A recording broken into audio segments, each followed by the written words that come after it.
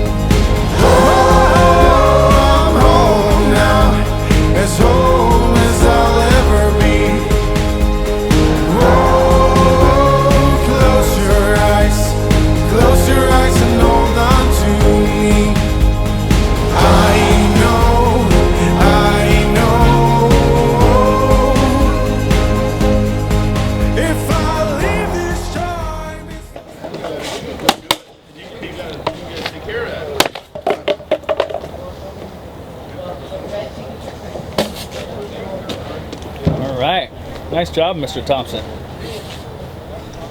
So, Tolwar does. Mr. Thompson, what do you actually carry on you? Well, today I'm pretty lightly armed for me. Okay. I'm carrying this in-frame scandium titanium hybrid, and I'll leave that one there. It's an 8-shot revolver, okay, cut from moon clips, and this is one of my standard guns. And I carry this because it's got the short barrel and it's super fast out of the holster.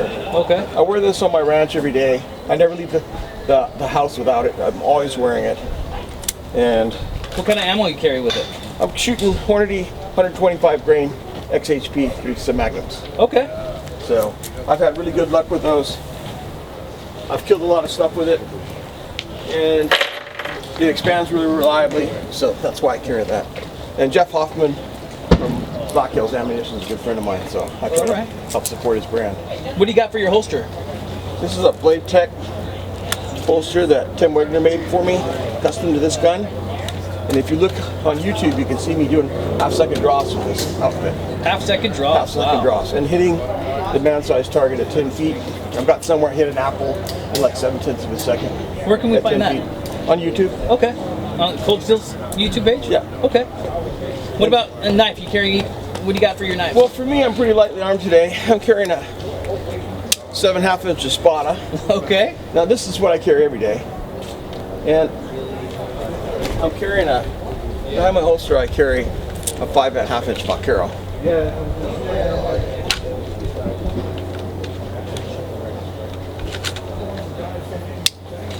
Okay. And that's as many as I'm willing to show. Fair enough. But I usually carry between 3 and 6 knives. Okay. And 2 guns.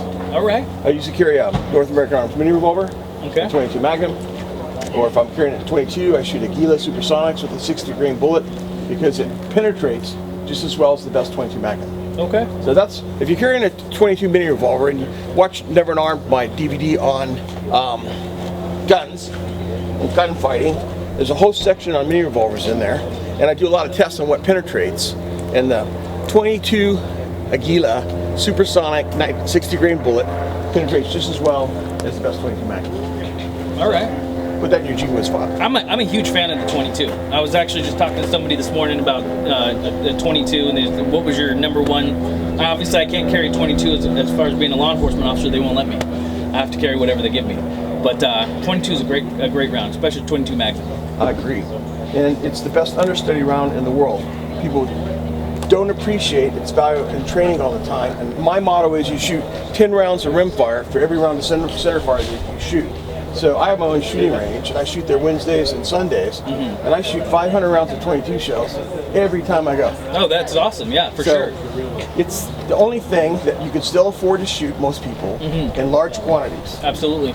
And you can buy a lot of 22s, an exact understudy of the gun you carry. Agreed, for sure. So even when it comes to rifles, you know, if you're trying to shoot an AR or whatever the case is, you can.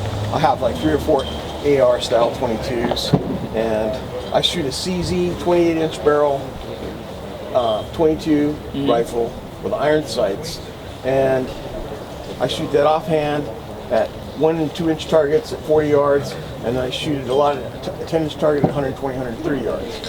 And when you go to Africa and you go big game hunting, it makes anything easy to hit if you shoot iron sights all the time. No, I agree with you. A scope is just a luxury. Agreed, yeah, for sure. When I first joined the Marine Corps back in 2001, we didn't have scopes. I don't even know if they have scopes now, but we didn't use scopes or red dots or anything like that. It's all iron sights. And I do all my training standing offhand. I don't use a bench or any support, because a bench or any kind of support or any improved position over standing is a bonus and it makes it all easy, but you have to be able to shoot offhand standing. Yeah, you can do that, you can survive anywhere. Yep, agreed. So. All right, before we let you go on this EDC, what do you got for your watch? So luminous, lights up. Nice. Yeah, big numbers. It's big good. Numbers. It's good for me. I'm getting old, so it's hard to see things sometimes. And I have to see it in the dark. Yeah. So that's how I judge a watch. Is 1, can it stand the pounding I give it?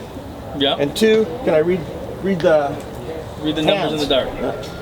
Now, do you have anything significant else in your pocket that you say, okay, this particular thing I carry as far as my EDC and it's really important or whatever that our viewers might want to see? Other than other weapons, I'm not willing to share. Fair enough, fair enough. Well, you know, it's kind of refreshing seeing somebody that is the owner of a knife manufacturing company that carries his own product. So one of the cool things about... I always carry an Espada, sometimes 2 Espadas, depending on where I'm at, because I always fight with 2 knives. And this Espada outreaches almost all Bowie knives. So you have a 7.5 inch blade, another 5.5 inches here, and it's got all these different handle options. So, and it cuts as well as a Bowie knife. Yesterday I cut through 4-inch tube, just to show you what this can do. I'm going to move like I was fighting, and there's the cut. Halfway through that tube, and I'm not cutting hard. And we got a lot of leverage too. If that hits your arm like that, your forearm is off. Yeah. If I hit you above the elbow, your arm's hanging. Oh, yeah. If I hit you in the thigh, you're cut all the way to the bone across your thigh.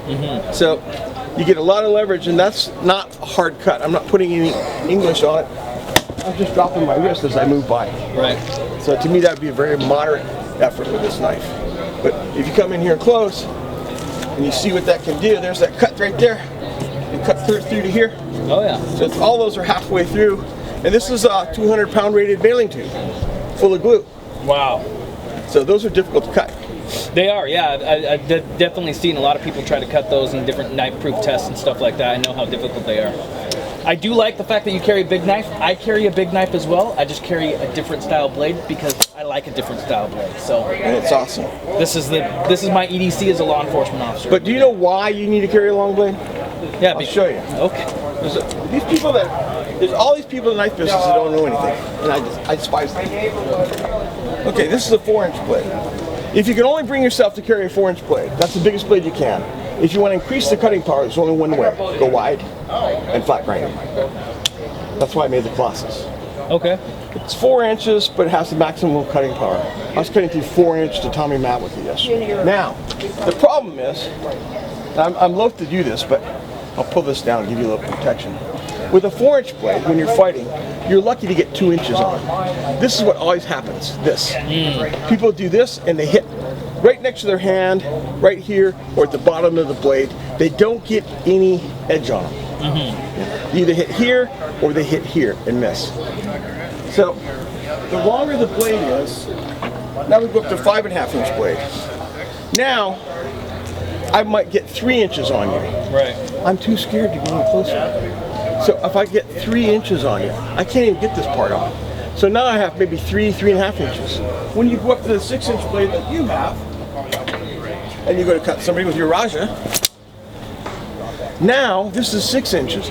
Now I can get that whole inside curve in here. Oh yeah. So when I hit with that and pull, I pull that whole hump through. So now with a 6-inch blade, I'm probably getting true 4 inches on you. Right. So it goes from 1 inch or 1.5 inches to 2 to 2.5 inches to 3 inches, 4 inches, 4.5 inches. So the amount of edge that you can pull through determines the length and the depth of the cut. and it's shearing power. Right. And you're leveraging, you're exerting. Does that make sense? Absolutely. So people are advocating carrying these little 2-inch knives and saying it's enough, don't know anything about knife fighting. I 100% agree with you. Yes. Is it enough to assassinate somebody really close here that's unarmed? Yes. But to fight anybody that's armed, or anybody that's really big, strong, and tough and motivated, right? You're better than fingernails. Don't get me wrong. Right. Better than fingernails. Better not having any knife. But don't tell me that you're really carrying a good tactical knife. 100%. Because a good tactical knife starts at 4 inches and moves up. Agreed. It's not 3.5 inches. That's marginal. It's certainly not 3 inches. It's not 2.5. It's not 2.